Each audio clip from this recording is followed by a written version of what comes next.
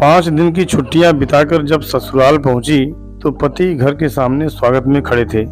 अंदर प्रवेश किया तो छोटे से गैराज में चमचमाती गाड़ी खड़ी थी, स्विफ्ट डिजायर। मैंने आंखों ही आंखों में पति से प्रश्न किया तो उन्होंने गाड़ी की चाबियां थमाकर कहा, कल से तुम इस गाड़ी में कॉलेज जाओगी प्रोफेसर साहिबा। Oh my God! खुशी इतनी थी कि मुंह से और कुछ निकला ही नहीं। बस जोश और भावावेश में मैंने तहसीलदार साहब को एक जोरदार झप्पी दे दी और अमरबेल की तरह उनसे लिपट गई। उनका अगला गिफ्ट देने का तरीका भी अजीब हुआ करता है। सब कुछ चुपचाप और अचानक। खुद के पास पुरानी इंडिगो है और मेरे लिए और भी महंगी खरीद लाए। 6 साल की शादीशुदा जिंदगी में इस आदमी ने न जाने कितने गिफ्ट दिए। गिनती करती हूँ तो थक जाती हूँ।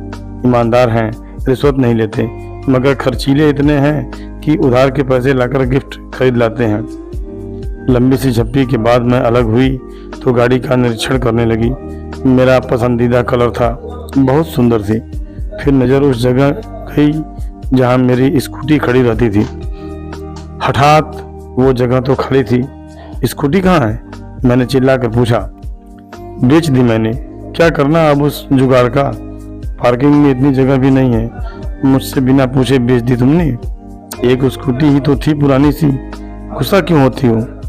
उसने भावहीन स्वर में कहा तो मैं चिल्ला पड़ी। स्कूटी नहीं थी वो, मेरी जिंदगी थी। मेरी धड़कनें बजती थी उसमें। मेरे पापा की इकलौती निशानी थी मेरे पास। मैं तुम्हारे तोहफे का सम्मान करती हूँ, मगर उस स्कूटी के बिना भी नहीं। मुझे नहीं चाहिए तुम्हारी गाड़ी। तुमने मेरी सबसे प्यारी चीज बेच दी, वो भी मुझसे बिना पूछे। मैं रो पड़ी। शोर सुनकर मेरी सास बाहर निकल आई। उसने मेरे सर पर हाथ फेरा तो मेरी रुलाई और फूट पड़ी। रो मत बेटा, मैंने तो इससे पहले ही कहा था एक बार बहू से पूछ ले, मगर बेटा बड़ा हो गया है। तहसीलदार, माँ की बात कहाँ सुनेगा? मगर तू रो मत। और तू खड़ा खड़ा अब क्या देख रहा है? वापस ला स्कूटी को। तहसीलदार साहब गर्दन झुकाकर आए मेरे पास। रोते हुए नहीं देखा था मुझे पहले कभी। प्यार जो इंतहा करते थे। याचना भरे स्वर में बोले, सॉरी यार, मुझे क्या पता था वो स्कूटी तेरे दिल के इतनी करीब है। मैंने तो कबाड़ी को बेचा है, सिर्फ 7,000 में।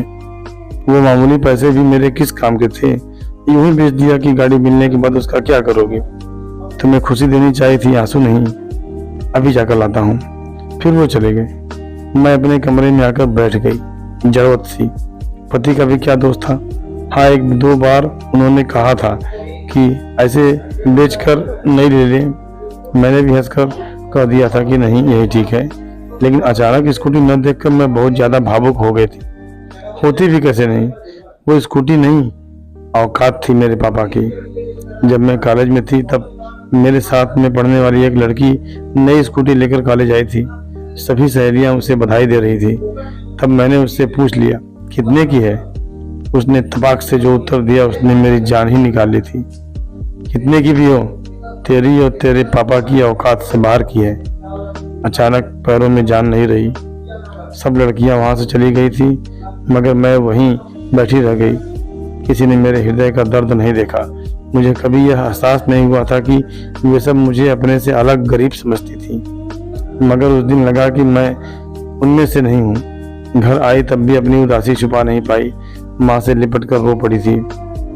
माँ को बताया तो माँ ने बस इतना ही कहा, छिछोरी लड़कियों पर ज्यादा ध्यान मत दे, पढ़ाई पर ध्यान दे। रात को पापा घर आए तब उनसे भी मैंने पूछ लिया, पापा हम गरीब हैं क्या?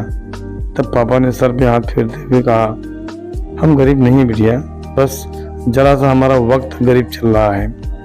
फिर अगले दिन भी मैं कॉलेज नहीं गई। न जाने क्यों दिल नहीं था। शाम को पापा जल्दी ही घर आ गए थे और जो लाए थे वो उतनी बड़ी खुशी थी मेरे लिए कि शब्दों में बयान नहीं कर सकती। एक प्यारी सी स्कूटी, तितली सी, सोन चिड़िया सी नहीं, एक सफेद परी सी थी वो। मेरे सपनों की उड़ान, मेरी जान थी वो। सच कहूँ तो उस रात मुझे नींद नहीं आई थी।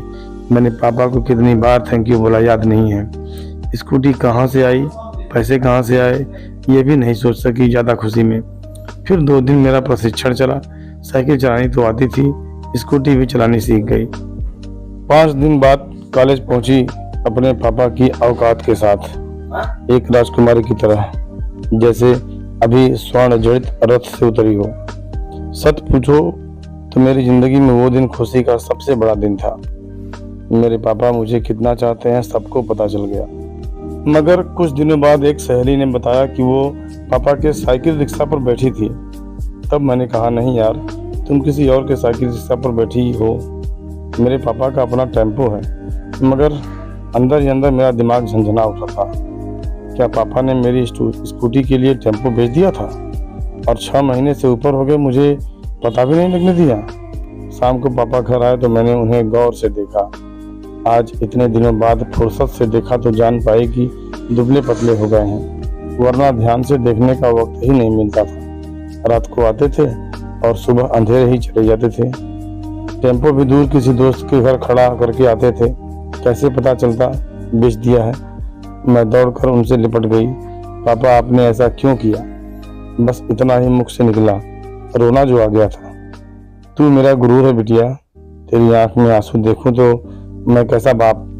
चिंता ना कर, बेचा नहीं है, गिरवी रखा था, इसी महीने छुड़ा लूंगा। आप दुनिया के बेस्ट पापा हो, बेस्ट से भी बेस्ट। इसे सिद्ध करना जरूरी कहाँ था?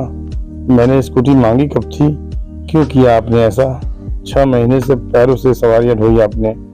ओह पापा, आपने कितनी तकलीफ झेली मेरे लिए। मैं पागल, कुछ भी समझ नहीं पाई और मैं दहाड़े मारकर रोने लगी। फिर हम सब रोने लगे, मेरे छोटे भाई, मेरी मम्मी भी। पता नहीं कब तक रोते रहे। वो स्कूटी नहीं थी मेरे लिए, मेरे पापा के खून से सींचा हुआ उड़न खटोला था मेरा, और उसे किसी कबाड़ी को बेच दिया। दुख तो होगा ही।